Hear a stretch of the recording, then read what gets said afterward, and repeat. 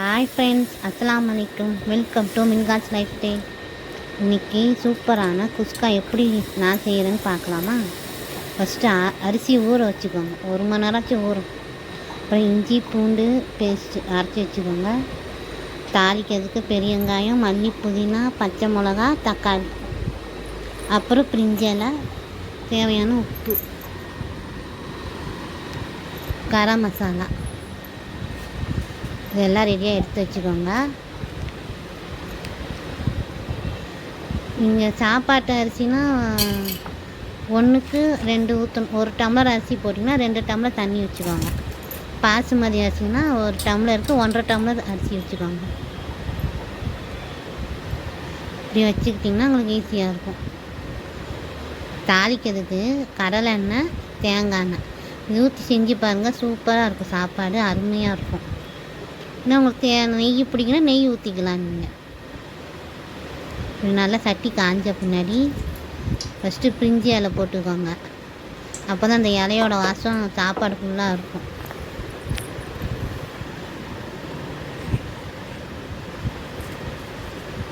இந்த மாதிரி இலையை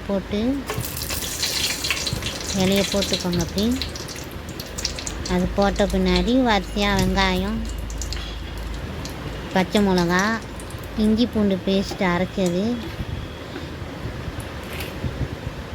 இஞ்சி பூண்டு அரைக்கும் போது 4 சின்ன வெங்காயம் போட்டு அரைச்சிங்கன்னா நல்லாயிருக்கும் சாப்பாடு.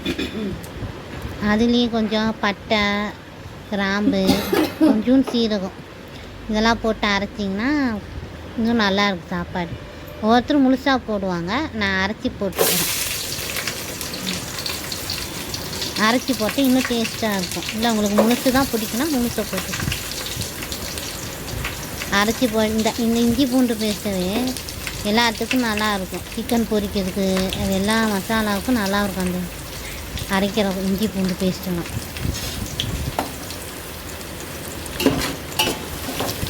இந்த மாதிரி நல்லா எண்ணெய் காஞ்ச பின்னாடி இந்த மாதிரி போட்டுக்கோங்க. பார்த்திங்களா, எண்ணெய் நல்லா காஞ்சிச்சு. நல்லா வெங்காயம் இதாகுது. ரொம்ப கருக விட்டுறக்கூடாது வெங்காயத்தை. இந்த மாதிரி பொன்னிறமாக வறுத்துட்டு அப்புறம் இஞ்சி பூண்டு பேஸ்ட்டு போடணும். இஞ்சி பூண்டு பேஸ்ட்டு போட்டு அப்புறம் கரம் மசாலா மட்டும் போட்டுக்கோங்க.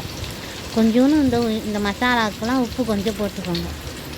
உப்பு போட்டால் மசாலாவும் சீக்கிரம் வெங்காயம் தக்காளிலாம் நல்லா வதங்கும், கீழே அடி பிடிக்காது.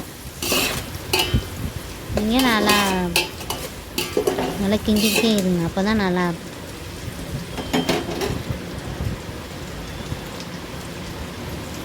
கொஞ்சம் அது வந்து இஞ்சி பூண்டு பேஸ்ட்டு நல்லா வதக்கிக்கோங்க. இஞ்சி பூண்டு போட்டோன்னே கொஞ்சம் அப்படியே அடுப்பு இது பண்ணிடாதீங்க, நல்லா பார்த்துக்கணும். நான் இஞ்சி பூண்டு கறிக்கிச்சுன்னா சாப்பாடே நல்லா இருக்காது.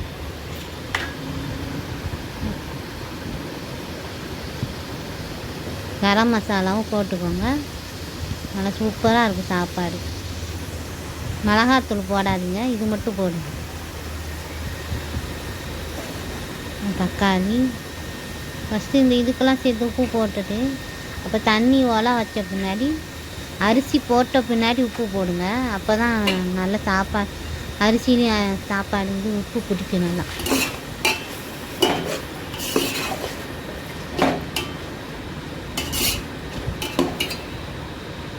இந்த மாதிரி நல்லா சுண்டு வந்துட்டு பாரு.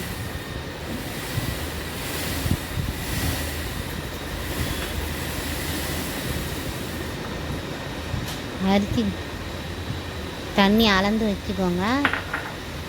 எப்பயுமே அரிசி ஒலை நல்லா கொதித்த பின்னாடி தான் அரிசி போடும். நான் அப்போ தான் அரிசி நல்லா சாப்பாடு நல்லா மெதுவாக வரும், நல்லா நிறையாவும் கிடைக்கிற மாதிரி இருக்கும். சும்மா சூடு ஏற்றி தண்ணி போட்டோன்னா நல்லா இருக்க சோறு ஒன்றோட ஒன்று ஒட்டி ஏதோ களி மாதிரி ஆகிடும். உப்பு நல்லா பார்த்து போட்டுக்கோங்க, ஏன்னா ஏற்கனவே மசாலாவுக்கு போட்டாச்சு. இப்போ அரிசிக்கு மட்டும்தான் போடணும். அப்போ நீங்கள் எவ்வளோன்னு பார்த்து போட்டுக்கோங்க.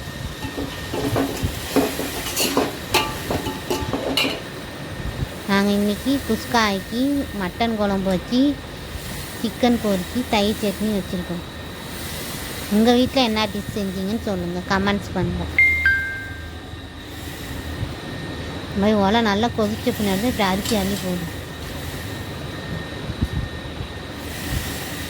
எப்போயுமே எந்த இது பிரியாணியாக இருந்தாலும் சரி, இந்த மாதிரி வெள்ளை சோறு ஒருத்தரும் ஆக்கிறவங்களும் சரி, எல்லாம் கொஞ்சம் தண்ணி கொஞ்சம் கொதிச்ச பின்னாடி போட்டிங்கன்னா நல்லாயிருக்கும் சாப்பாடு.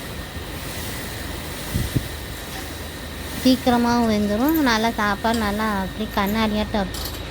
கடைசியில் பாருங்கள், நான் தம்மு காட்டணுன்னே பாருங்கள். ஏற்கனவே நம்ம மசாலாவுக்கு உப்பு போட்டாச்சு.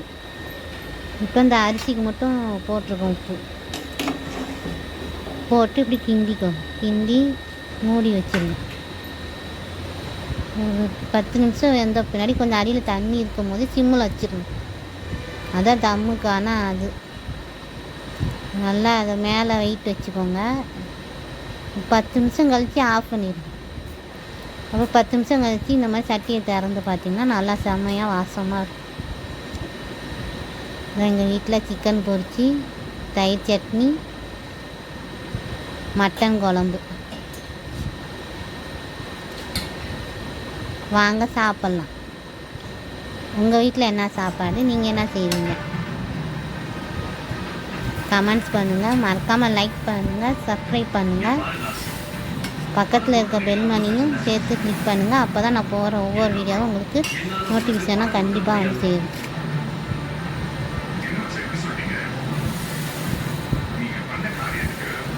மட்டன் குழம்பு எப்படி செய்யுதுன்ட்டு நான் என் ஸ்டைலில் எப்படி செய்வேன், எங்கள் அம்மா எங்கள் எல்லாம் எப்படி சொல்லி கொடுத்தாங்கன்ட்டு நாங்கள் வந்து நெக்ஸ்ட்டு வீடியோ நான் போடுறேன்.